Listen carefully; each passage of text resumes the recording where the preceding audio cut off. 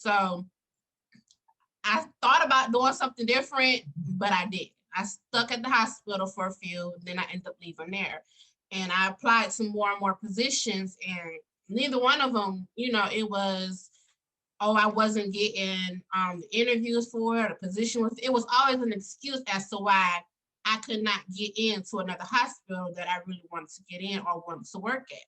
So we start, with the strawberries. And then once she told me to post it, I had so many people coming in wanting to order them. And her working where she worked at, she took, a couple of them up there for them to sample. And the first time, it was the first day or the second day, I literally had like 24 orders of strawberries that same day. So I'm running back and forth to the store, like, okay, I gotta get more strawberries.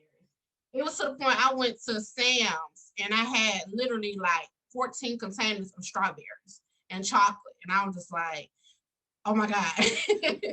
So, before that, I was doing DoorDash.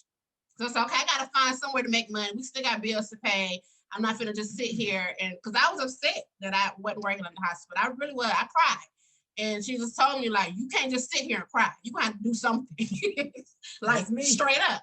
And I was just like, okay, you're right. I'm like, my main focus was just trying to work in my nursing field because that's what I love to do. And, driving, door dashing and stuff, I made a good little money with that. I was making like $200 a day just for driving, delivering orders. And then from there, it's like, it went down. So I was doing like maybe 5 orders instead of, that. So I was making like maybe $100 some back versus what I was normally making because I was focused on the strawberries. And it got to the point where she was like, well, you making all these orders and stuff, you won't need to do a DoorDash no more. And I was like, I'm not thinking about it. I haven't drove in a week because I was just so focused on just these orders and stuff. I didn't really think about, okay, something I was doing every day for like 2 or 3 months. I didn't even realize that I stopped doing it. Mm-hmm. Hey, hold on. Let me go back real quick. So bring them back to it again. Like, what made you do the strawberries in the first place? I think I was going through my old photos, like my Facebook memories, or it was something that popped up on my phone. And I was showing her the picture of the strawberries that I made. And I went in there and just did something just for fun, just something to do. And it was around Valentine's Day. So it was like right on time. And she was just posted. So I posted that one picture and I said, if anybody is needing or wanting strawberries for Valentine's Day, then hit us up. We're doing it's like $12 a dozen, $15. We was only doing it for $15 then. Yeah, it was kind of cheap then. Yeah, not knowing the pricing of things. It was just like, okay, starting off with this. So let's let these newcomers know that's what we call testing the market, right? Mm-hmm. You want to, so before you even start your business officially and really get highly invested, you test the market to see if it's a need, and y'all found it was a need. Yes. Yeah. No, I think what happened was she was selling them for $10 a dozen. Okay. It was $10 a dozen because at the time I was working at Camtech, which, like she said, it's a plant that we make parts for Mercedes, Hyundai, and Toyota and stuff like that. Me, I've always, once I graduated college, I was working nothing but manufacturer jobs. Nothing I went to school with. I was working at this place called Master Brand Cabinets, which I was building cabinets. So like I could literally build a cabinet. I was like the first builder because I don't know if they seen something in me when they first saw me, just before they even put everybody in position. They were like, she's gonna be the first builder. Like, I'm gonna start these cabinets off. And that's what I was doing. I did that. Then I went to another manufacturer job where I was making seats for Honda. So I was doing manufacturer job back and forth. Then I went to Camden where I worked at CVS warehouse. So I was an order picker there. Started out as the order picker. And then at the time, I'm not paying attention that I'm picking over what I'm supposed to pick every single day. We was getting recognitions every single month. I got maybe like 12 recognitions or something like that. because it was every single month that I was meeting what I needed to meet. And after so long, I became a trainer. Like I was training other people that came in. They was like, okay, you train them to do this section. Then I became a damage clerk, and I'm like, okay, I got like 3 different positions, but y'all ain't paying me nothing. Like y'all just paying me to be an order picker. So that's what then I started stocking. So I was like, okay, they just putting me wherever they need me now. They just make it seem like, okay, she can do everything. So that's when I found something. I was like, okay, if y'all don't want to pay me, I'll find somebody else that will. So that's when I went to Camtech, and I was making those parts for Mercedes. And I actually did that for almost 2 years. And I was a temp then. So every single time, well, when I first started, they wanted to hire me on, but we had to be there 6 months. So I had to wait for that to go by. Then it's like, okay, well, we're going to put your name in to hire them next time. Came around, they put my name in, they never hired. Second time, did the same thing, which was like a year and so in, and put our name in. And then every time they put our name in for us to get hired on as full-time, it was always something to push it back. So then that third time, it was like, okay, well, we had went on a shutdown because one of our manufacturers had caught on fire. I think it was like Ford up north somewhere. They caught on fire.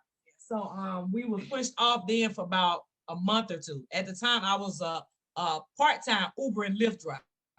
So I was just like, okay. So it was like, once we officially go back to work, everybody that's temp would be hired on because they was in the process of making a new car, and it was like, well, we don't want temps to be making these cars, so they're gonna hire about full time. So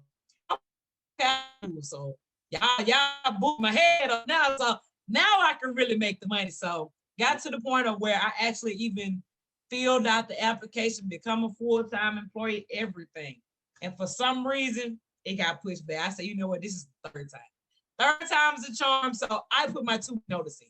I was like, because for one, y'all don't want to pay me. Then for 2, we're doing the same thing as full-time employees. We're doing nothing, no different. So I was just like, okay, I'm driving more. I'm making more money as an Uber driver, and I was doing it on the weekends. So when it's time like football season, I would be making like $500 the whole weekend. I was like, okay, this is almost my check in a week, and all I'm doing is driving. I'm driving my car. I'm starting, I'm stopping whenever I want to. So when she started making the strawberries, I was like, wait, do y'all want to order? This before I even showed them anything. I said, if I was selling $10 dozens of strawberry, yeah, put my name down. So before I got off that day, I had 10 orders just by them telling me, put my name down, put my name down, put my name down. Came in with the strawberries. After that, it was like I was calling her all the time, like, you know what, you got to bring another order up here. Like literally, that's how I was going. So after that whole thing, I was just like, well, just make some cupcakes and stuff like that, and I take them individually to work, and I would sell it. I would go to work with a duffel bag, full of stuff, and they'd be like, you got sweets in there? Like, yeah, meet me after me. They would come find me. They would like, what Ken working at? They would literally come find me, like, what you got in that bag? I'm like, man, I probably got like 3 cakes. Give me all 3 of them. So it was a real good test. Because at the time, like I said, we was just testing it because we was doing everything really cheap. So now it's just like, okay, now you got to look at it as how much time is it going to take you to make this full cake? That's where we're going to set this price in. So we changed our whole menu, the prices and all that as we went along the way. So it's kind of been, it's been going. So it's like every holiday now, like Mother's Day, Father's Day, Thanksgiving, Christmas, somebody wants something from us, like literally. Hey, I love that. I mean, the hustle, the mindset is big. I see that, and just to let people know, like, test it out, try it out. You never know what can happen. Yeah, let me tell you, and I'm gonna put it like this, where I said, once I quit, after I put my 2 weeks notice in, they hired right after I quit. So in my mind, I'm thinking like it wasn't for me. It wasn't meant for me to get hired on. So I was a full-time Uber and Lyft driver. But what I did was, before I left there, I left my mark, if that's how you want to say it. I built my clientele up from Camtech before I left there. So it was people following me on Facebook or dialing my number personally, like, well, I still want to order from you, even though you're not working here. So I built that up as I left too. And I was just like, shoot, I'm making more money as an Uber and Lyft driver. So that's what I'm gonna do. So once she started doing those strawberries, I was like, if you're gonna be making all these strawberries in my kitchen, you're gonna make me some money off this. So we end up getting a name reservation, applying for a business license that's how we was doing. But I can honestly say at that time, we kind of went about doing everything wrong because we didn't, we really didn't know nothing, because we just did what we thought was the right thing as a business owner. Because so many people out here, I know for a fact, they don't have a business license. They don't, what I'm saying? They don't have none of that stuff. And I can say, like, get you a business, like, get you an LLC, get all of that, because we literally have all of that. So that's why I said, that's why I said we totally did a lot of things wrong. And to think that we met you in the travel business that we were doing has been a huge success for us too, because a lot of things, like right before you started consulting us, we got a consultant from this lady we met through a mutual friend of mine.